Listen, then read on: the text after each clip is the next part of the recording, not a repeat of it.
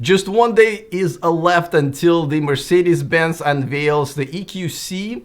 This is yet another still image from their teaser, and I'll show you that a little bit later on.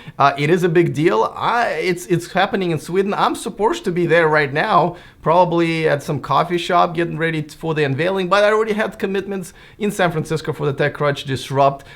So I'm just here still in Sacramento doing the show for you guys.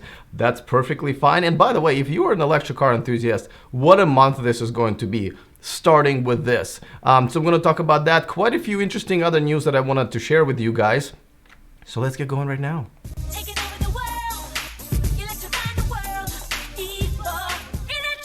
Welcome to those of you who are watching me live on Patreon. Thank you so much for supporting the show. And if this is your first time here and you are excited and interested in staying up to date on everything that's going on in the world of electric cars, well, just hit the subscribe button. It's very easy and free.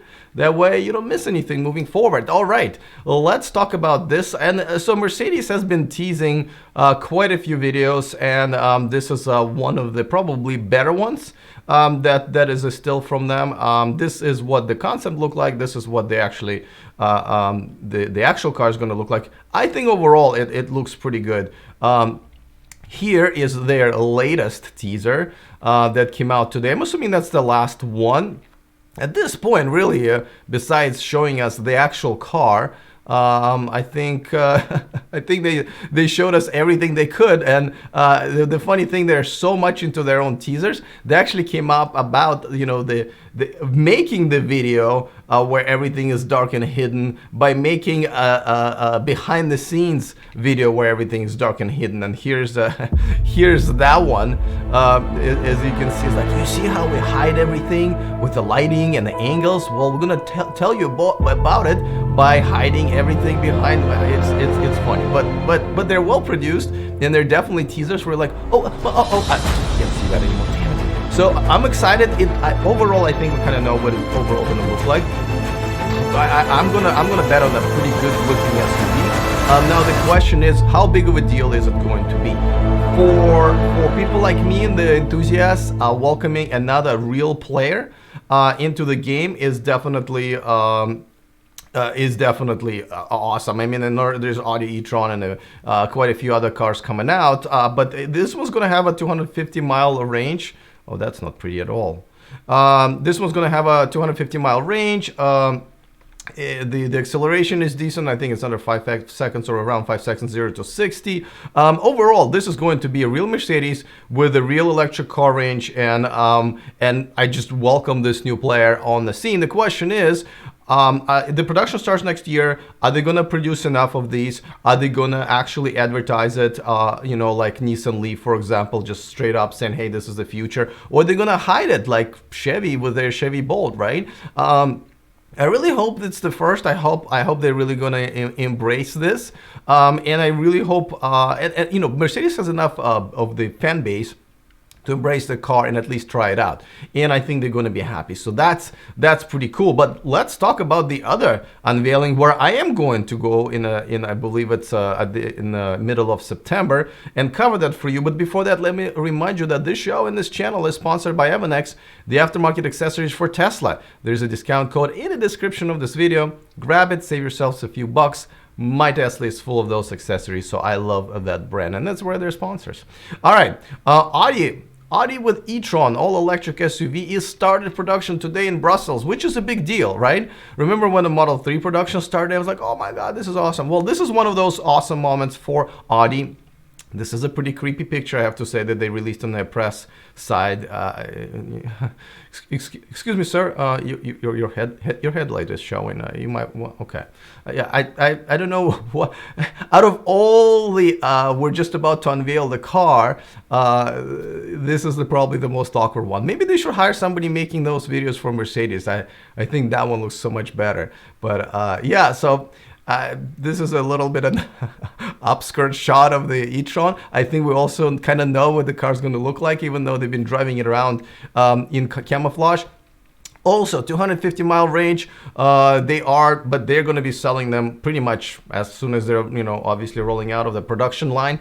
Another extremely exciting event. Extremely exciting car that's gonna, really get in there. Let's remind you, it's gonna compete with the Model X for sure, and so will the Mercedes EQC. I am pumped. So, and BMW iNext is going to be flying around next, in a couple of weeks, and also showcasing that concept that's coming out in 2021, which is closer than we think. All right, now here's an interesting report, and this is electric, which kind of consider a newsletter for Tesla. So they know their stuff. When stuff leaks, somehow it always leaks to them. But they're saying that Model 3 is behind their production goal of 6,000 cars per week. Now, the Bloomberg tracker was at like over 6,000, I think, last week, and I was just all excited about it. But now it's back to under 5,000. Now, Electric is essentially saying, actually, is that they don't believe that this is accurate. Their own numbers that they're seeing from Tesla are way below that. As a matter of fact, they said that Tesla had never really hit 5,000 units per week since that one time at the end of June when they needed to, and definitely far away from 6,000, but they will still meet their quarterly goal of how many Model 3s they're planning to make. So that's obviously good news. You know why this is not a big deal? Because, doesn't seem like a big deal, right? This is not even a leading story today for me or on other sites, and I think very few sites or YouTube channels talking about it. You know why it's not a big deal? Because Elon Musk didn't make it a big deal. Okay, he was like, we are definitely this is going to be the best, right? Hey, they missed it, and everyone was like, all right, well, they're working on it, I guess, right? So see how important for him to shut the hell up once in a while, because when they are behind, because obviously there's a lot behind. The Electric is reporting they're only at about 4,200 a week, not 6,000 a week.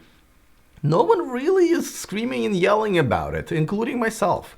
I'm just screaming and yelling right now because I'm saying that Elon, don't do this to yourself, because look, things are actually pretty much fine when you don't put so much pressure on yourself and your employees. So that's good news, but about a bad news. But at the same time, listen, they're putting out these cars at the record numbers. They're beating all the records. The sales numbers are just about to come out for August. I'll talk about them in the next few days. But yeah. Now, here's an interesting story. So Koenigsegg is a little embarrassed, actually a lot embarrassed. Now, and they admitted it during the Monterey Car Week, and I thought, I totally understand, because I saw them there. They brought a red car. McLaren next door brought a red car, and they were like, oh my God, we're wearing the same thing. I can't believe we should have called it. Apparently, that's not it. Christian von Koenigsegg, which is a really long, awkward name to say, is embarrassed by this. No, not Elon. We were all embarrassed by Elon during the Monterey Car Week. No, the Tesla Roadster. Koenigsegg said they're literally embarrassed, and here's a quote. He said, "We thought this is not okay. We wondered whether it was possible, and yeah, it's possible. When we thought, oh, okay, how do we deal with it? This is embarrassing," says Christian von Koenigsegg. So, I mean, first of all, very honest quote, right? Like, I totally dig the honesty. Wonder why it took him a while to admit that.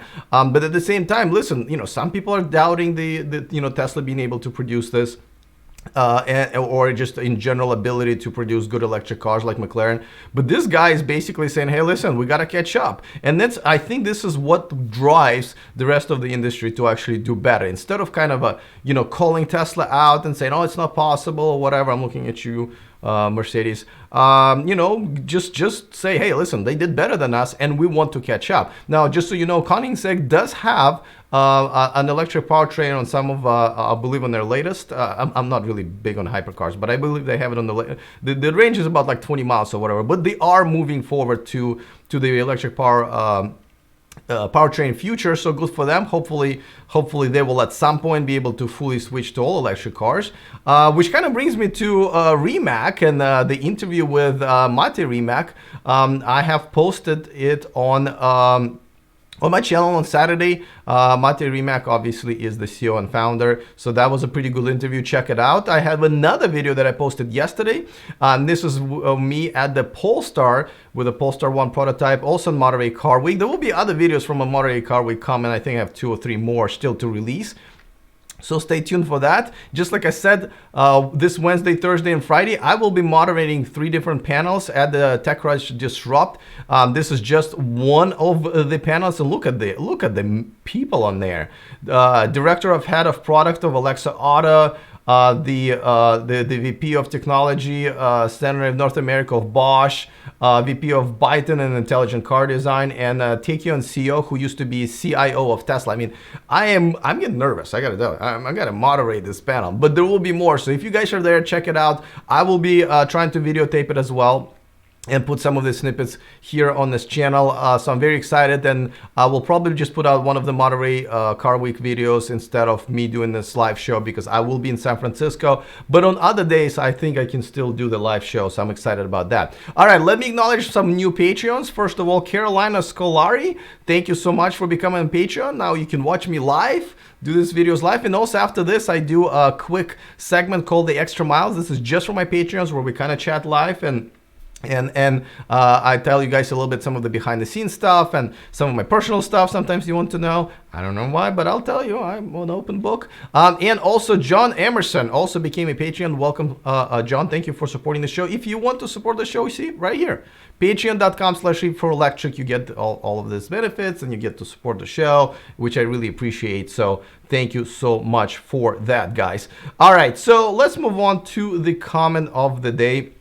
And this comment of the day comes about the story that I did last week, because Tesla is promising us a surprise, which they did tease us with this picture. Well, not really us. This was part of their newsletter, but they teased us with this picture, and everyone was trying to guess on in my comment section what it could be. A lot of you guys are saying it's Model Y. I don't think it's Model Y, but here's a good guess. I'm not really sure that this is going to be true, but I completely forgot.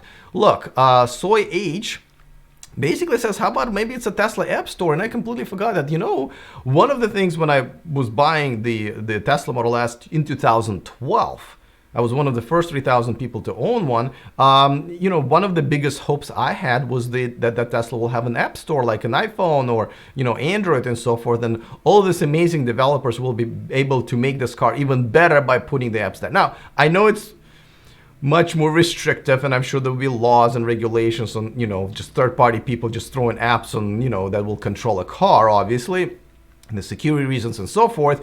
But I really thought it would have already happened in some limited, even Tesla coming up with their more one of their own apps, which, by the way, is a great way to monetize, right? They can charge us extra to do some interesting apps, but that hasn't happened. So, I kind of forgot about it. So Soy H reminded me of that. So good guess. Don't think it's what it is, but I really, really, really am wishing that this is something that's going to come to reality at some point. Otherwise, others will just catch up. I mean, that's just how it is. So, all right, guys, I have more exciting news for you tomorrow. So thank you so much for watching me today. I know you guys are having a good Labor weekend here in United States, where we celebrate the Labor Day by doing no labor whatsoever. Most people have days off, but of course, I decided to stick around and do this video for you guys. All right, I will see you all tomorrow, and remember to stay charged.